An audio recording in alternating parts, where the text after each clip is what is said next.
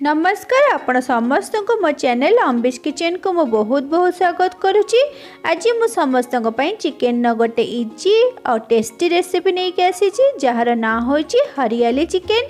ये चिकेन तरकारीटा बहुत हेल्दी अटे तो आपण घरे समस्त ये तरकारी बने कि देखिए समस्त को बहुत ही भल लगे। चलतु आम ए प्रस्तुत करवा ता पूर्व जदि आपण मो चैनल नुआ अच्छा मो चैनल को प्लीज सब्सक्राइब करदे पाखरे थिबा बेल आइकन को दबाई देबे आगामी वीडियो नोटिफिकेशन पाइबा। ए ग्रेवी आमको दरकार चिकेन 500 ग्राम, धनिया पत्र गोटे कप मुझे भलसे छड़े धोईकी रखी, पुदीना पत्र गोटे कप या भी मु भलसे धोईकी रखी, दही गोटे कप,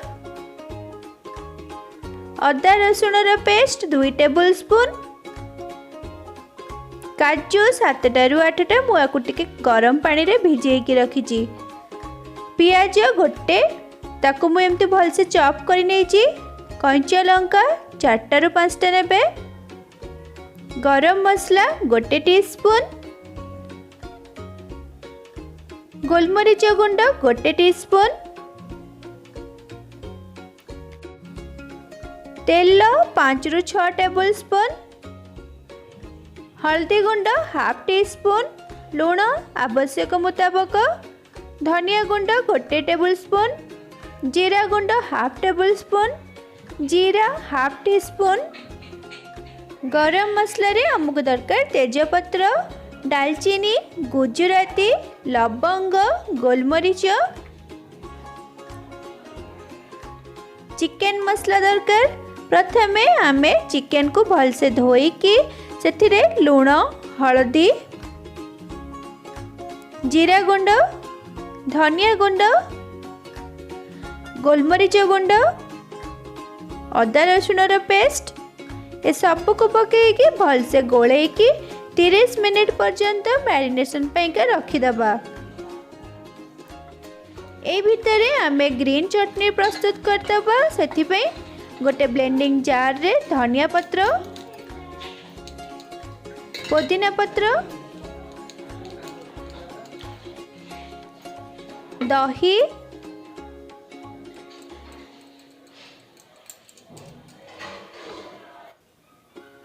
कंचा लंका, काजू,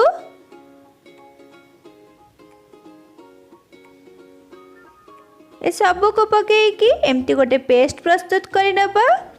ए पेस्ट रे आपण पानी व्यवहार करिवेनी। चिकेन तरकारी बनिया पई गोटे कढ़ाई रे 4 रु 5 टेबल स्पून तेल पके दबा।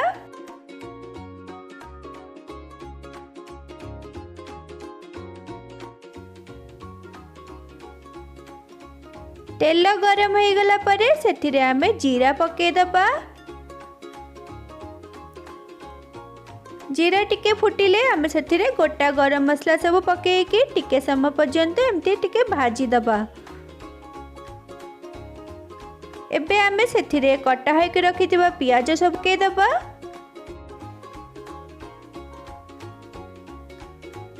ताको आमे एमती गोळे दबा। पियाजर कलर गोल्डन ब्राउन हबा पर्यंत आमे फ्राई करि नबा।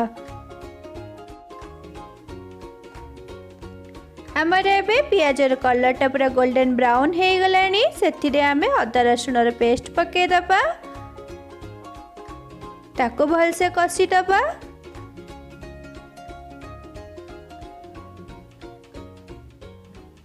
मसलाटा को किछि समय कसिला परे आमे एबे सेथिरे सब गुंड मसला पके दबा। धनिया गुंड,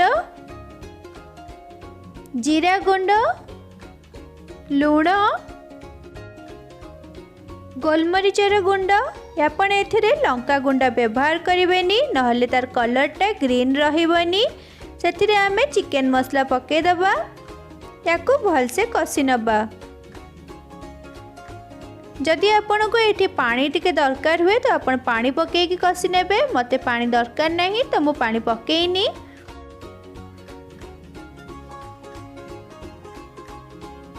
एबे आमे सेथिरे मैरिनेशन करी रखिथिबा चिकेन सब पके दबा। ताको भलसे मसला सहित कसी नबा। चिकेन को आमे मिनिमम 5 ରୁ 10 मिनिट पर्यंत एमती हाई फ्लेम रे कसिबा। तापरे ताकू कवर करके 10 ରୁ 15 मिनिट पर्यंत छाड़ी दबा। 15 मिनिट परे आमे ताकू आउ थरे भलसे गोळेई नबा। एबे हमर चिकेन टा देखि परते भलसे भाजी हे गलानी, तार कलर भी चेंज हो गलानी। एबे आमे सेथिरे ग्राइंड करके रखिथिबा ग्रीन मसला को पके दबा। ताकू भलसे गोळे दबा। देखि परथिबे कलर टा केते बढ़िया से ग्रीन कलर आसीची। जदि आपनको एठी आहुरी ग्रीन कलर दरकार तो आपण ग्रीन फूड कलर ऐड करि परिबे। मु एठी व्यवहार करिनी। ताकू एमती मसला सहित भलसे कसी नेबे। एबे ताकू कवर करके मिनिमम 15 ରୁ 20 मिनिट पर्यंत लो फ्लेम रे छाड़ दबा। 15 ରୁ 20 मिनिट हे गलानी। आमे एबे ताकू आउ थरे भलसे कसी नबा। आमर एबे चिकेन ग्रेवीटा प्रस्तुत हो आसलानी। एबे आमे सेथिरे फ्रेश क्रीम पके नबा।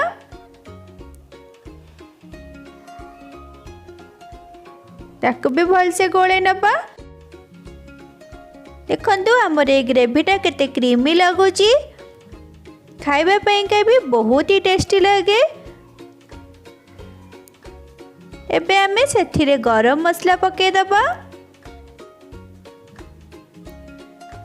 ताकू टिके समय पर्यंत एमती गोळे दबा। वर्तमान आमर हरियाली चिकेन टा खाइबा पई पूरा रेडी हो जाइए। ताकू आमे गोटे बाउल को काढ़ी दबा। आपण एई हरियाली चिकेन को भात, रुटी, नान, परोटा जहाँ सहित भी खाइबे बहुत ही भल लागिबो।